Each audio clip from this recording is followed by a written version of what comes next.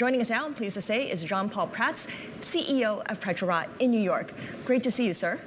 Thank you, Scarlet. Thank you, Romaine, for having me here in Bloomberg. So Petrobras is making a green energy transition like so many other big energy companies. Yet, when you look at the numbers, we just mentioned a 71% increase in E&P. Explain how that 71% increase puts you on the path to green energy transition. Well, Scarlet, transition is not rupture. Transition is something for oil companies very different from other companies. We don't change a diesel engine into a solar panel. We have to transform ourselves into something else. So it has to be done very responsibly and very fairnessly. This is what we're trying to do in Petrobras. We are 10 years late in this process. We have been 10 years almost stuck with no renewables at all and doing some decarbonization, but much less than we could do. So now this challenge of us is exactly to start this in a consistent way, in parallel to things that we already know how to do, wind energy offshore, with our offshore companies, with our offshore facilities, hydrogen parallel to gas, co-processing of biofuels into our big refineries. All this must be done in a responsible way and coherent with what we already know what to do. This is our scope right now. This is our biggest challenge, apart from recovering the credibility that Petrobras somehow got hurt years ago. Okay, got it. So you're going to continue doing, executing on your core competencies, basically, while you move into green energy as well. We call ourselves an oil company in transition. An oil company in transition. Well, let's talk about the oil company part of it. How's Petrobras viewing the oil market this year, given where oil prices are, given the disruption in the Red Sea, given the supply-demand dynamics? I believe the disruptions will continue to exist. We are in a phase where we're not at the very end of the oil era, of course. The oil era will be probably looked at in 50 years, 40, 50 years, not now. So oil is going to be very important still in geopolitics, in the wars, in the supplies, in the logistics. I think this year will be pretty much similar to last year. We're going to be facing around $70 to $90 barrel. We're going to be having to protect ourselves about political risks, geopolitical risks. On our side, Petrobras is pretty protected. We don't import oil from the Middle East. On the contrary, we export oil to the Far East and to Europe, so we don't use so much of the Gulf itself.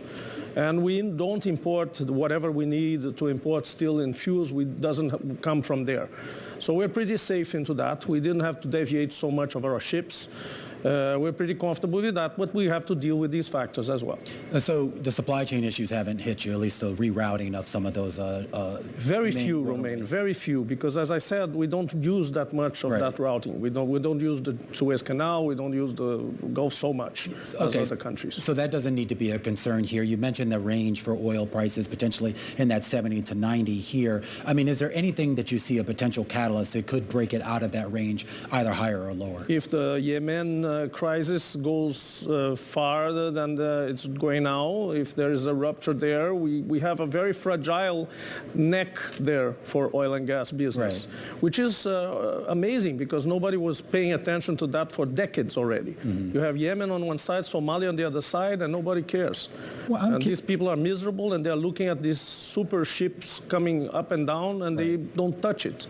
So we have to do something about that before it becomes a serious crisis. It's already on the verge of it. How involved are you in that? And the fact that you bring that up, where at the same time you're now seeing a growing dispute between Venezuela and Guyana, of course, close neighbors of Brazil there. Have you been involved in any way here in trying to, I guess, address that dispute? Yeah, the position of Venezuela is it's to take a position into something that historically was constructed somehow and was resolved somehow.